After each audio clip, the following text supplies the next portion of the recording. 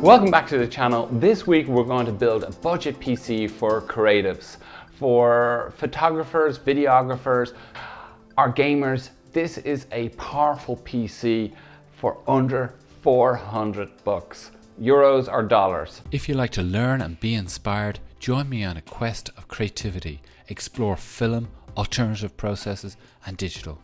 Please subscribe and hit that notification button to get the latest videos every week. So let's get started. Let's really get into this and start talking about the main board. The main board I've chosen to use is a A320 chipset board. It's for 45 euros. It's an AM4 socket, which is for AMD chips, for Ryzen chips. The board is a bit limiting, but it is a good performer. It will perform just as good as an X570 board. Now, let me talk about the limitations that you will have with this little board. You'll only go up to 32 gigs of RAM. You will not be able to overclock on your CPU. You should be able to overclock on your RAM. That's really important, which I'll talk about later. It's got one 16x PCIe slot and just one 4x slot. Some of them have two, like the Gigabyte, and maybe if you want something a little bit better, spend an extra 10 bucks and you'll get that. The other thing is it doesn't have M2 on this. So if M2 is important, then spend a little bit more, but you need to keep your board really at under $50 or around that price if you're going to get your whole budget for 400 euros or dollars. Now, let's talk about the RAM. Now, the RAM that I've chosen for my son Jake is RGB RAM. You don't need to do RGB RAM. Don't be put off by that, because this is not the purpose of the video to do RGB, but we'll have a bit of that in there. He is 12 and you gotta put some bling in the machine to make it look cool for all his friends and to show off. But the RAM anyway, let's talk about this RAM. The RAM is ADATA XPG RAM and Spectrix D50. Now, does that mean anything? No. What's really important is the timing and the speed of the RAM. Speed is probably the most important thing here when choosing RAM to match with the AMD Ryzen processor. And the RAM speed here is 3200 megahertz. That's perfect for an RYZEN5 chip. And I would definitely do that, and make sure the main board that you choose can overclock and deliver that speed to the RAM, because you'll gain quite a lot of performance in that way. The other thing is this board will handle just one DIMM of RAM, so one stick of RAM will work in here in single channel mode. There isn't a significant performance increase when you do dual channel. That's not so important, but keep one of the DIMM slots free. So if you go for 16 gig or if you go for 32, just buy one stick of RAM to start off with, or if you can afford the two sticks, go for it. But in this case, I bought two sticks and as a present, I've thrown in the extra stick of RAM for them. So that's the board. Let's talk about the power supply. Now, the power supply I've got here is from Intertech Argus, and it's a 620 watt power supply. Not the most prettiest power supply in the world. It's very basic, but it is solid. It is certified for 80 plus, which I would definitely recommend when you're buying a power supply that it has some kind of certification. That's kind of a mark of quality. The power supply is probably the point that will fail the most in most PC builds after a couple of months or a couple of years. So buy a decent one. Don't go under 35 bucks for a power supply, and don't buy one second hand. They're pretty much inexpensive. The other thing with the AMD chip is, let's put that power supply out of the way here. Now, the AMD chip comes with a fan in the box, and that's not only a good benefit, but the fan is actually decent. Now, you're not going to overclock with that fan. No, not really. That fan will keep whatever CPU it came with cool when it's not overclocked, and they're decent. They've really improved over the years with the AMD coolers. So that's also another point why you would choose AMD over Intel. Apart from the performance, the AMD chips are better performing than Intel. So let's talk about the graphics card. Now this is a great area to save in. The graphics card that I've chosen here, and I got this secondhand, is an Nvidia card. Now Nvidias are slightly better for gaming than AMD cards, but AMD are catching up in the newer cards. But on the older cards, definitely go for an Nvidia card.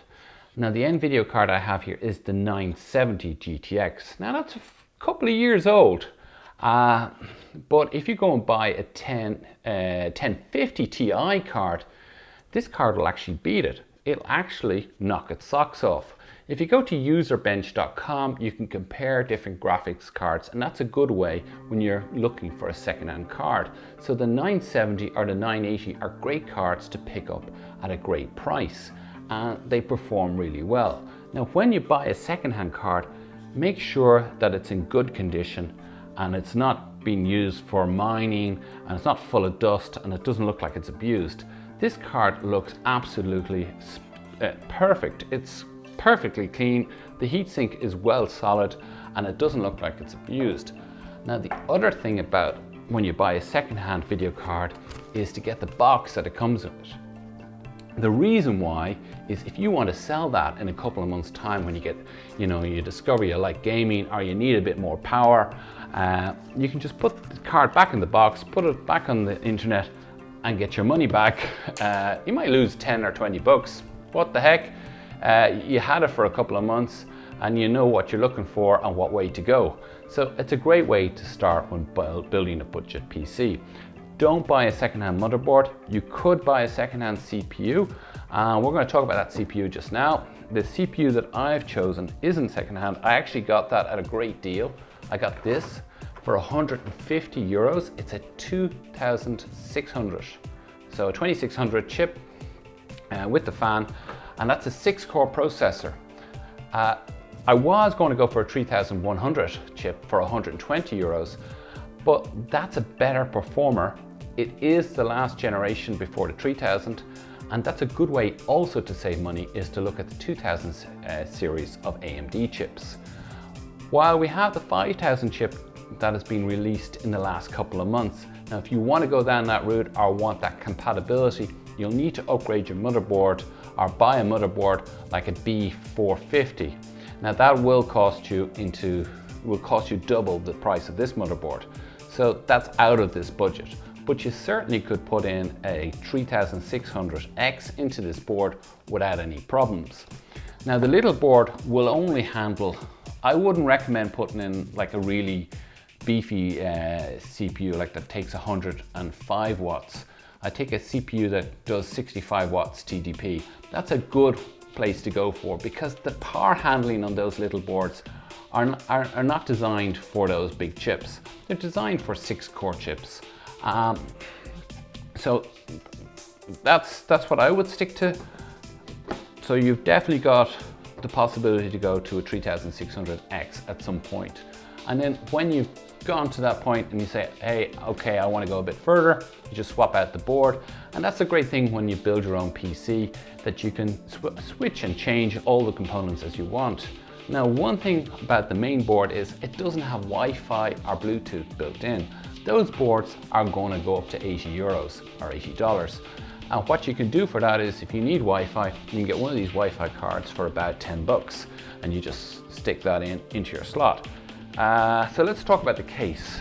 Where did I put the case? Let me see where I put the case. Let's just put that out of the way. So the case I had originally ordered was a C303 case, but unfortunately they didn't have any more of them left, and they gave me the same brand of case, but the 707 case, which is a little bit bigger. It's a panorama case with 2 glass panels. There's one glass panel here and a glass panel that goes on the side here, which I've taken off here, which would go on like that. So let me just take that off, back again. So you got 2 pieces of tempered glass, proper real solid stuff. So 3 fans could go down here, 3 fans could go down here, and 3 fans can go at the top, or a radiator. The 707, it goes for about 60 bucks. I got it for the same price as the 303, which is about 35 bucks. The 303 case is perfect. As a great solid case, just like this case. So let me just show you a bit about this 707 case, which is really nice, is the layout of the USB ports and the headphone jack and mic jack, an LED light, turn off the lighting, reset button, and your power switch. But what's really cool is these magnetic filters, and it comes with 3 of them. It comes with one for the power supply here, and one for this vent here. So, and also it's a nice solid construction.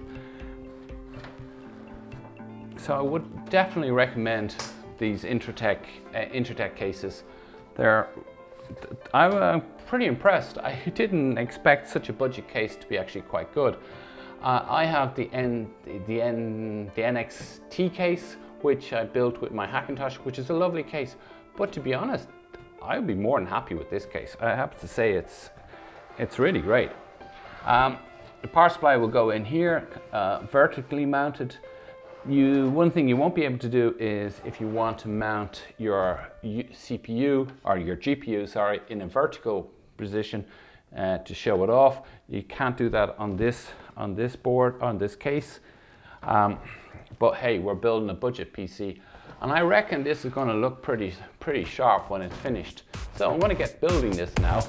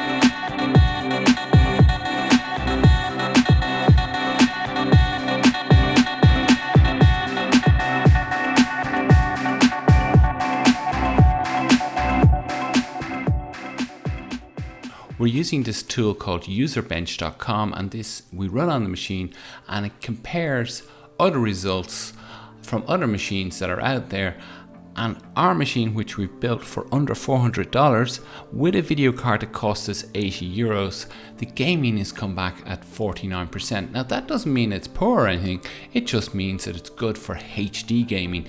You're not going to get 4K gaming, of course not at this price point, but as in desktop performance, this comes back pretty good. Workstation at 46, which is okay too. Now if we look at our CPU performance, this is 86.6, marked as excellent. Our graphics card is average. Now bear in mind, that's a very old graphics card, but it has a little bit of clout in there, enough for gaming and for light video editing, like HD video editing. Our hard disk was an SSD hard disk, and our memory here has come back as outstanding at 114%. That's because we've overclocked the memory to run at 3000 megahertz. Really important to get the most performance out of that AMD CPU. So let's have a look at Geekbench. Now Geekbench 5 score has given me 1088 on the single core score, and the multi-core score 5944, which is pretty good. And finally, let's have a look at that OpenCL score of 28,015. Now, all in all, this has been a really wonderful thing to build and had a lot of fun, and my son's going to enjoy this very much. Now I hope you've enjoyed this video, and if you have, please give me a thumbs up and do subscribe to the channel. Usually I do film photography or digital photography or alternative photography, but from time to time I try to include all the other projects that I am working with in my life. So I hope you've enjoyed this video. If you have any questions, feel free to comment down below. I can't promise that I know everything about building PCs, but I know a little bit anyway. Thank you again for watching this video. I hope to see you on the next one.